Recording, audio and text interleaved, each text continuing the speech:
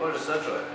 Ako imate dicu koja vam ne govori onaj dijalekt koji bi trebali govoriti tamo gdje se rodili, morate ih maltretirati maksimalno. Da počnu taj dijalekt nekako govoriti, bar nešto da progovoru.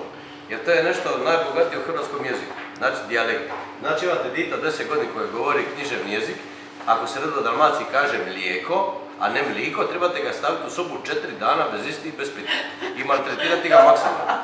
I dok ne pogovori mliko, lipo, ali jebi ga utjecaj televizije, škole i ovog našeg jebenog sustava je nikako jako veliki u stvari. I tako da mi moramo na taj način maltretirati svoju dicu u popravni dom, dajte ih ciganima, da skuplja željezo s njima, dok ne progovoru lipo, mliko, ča, oćupoj i tako nešto. Ali mislim da nema nikakvog smisla. Ali budite uporni ljudi, budite uporni u tomu. Jedino tako moramo zaštititi ovaj naš lipi dijalekt, da ova Hrvatska bude bogatstvo raznovrsnog jezika. Eto, da ne govorimo svi jednako.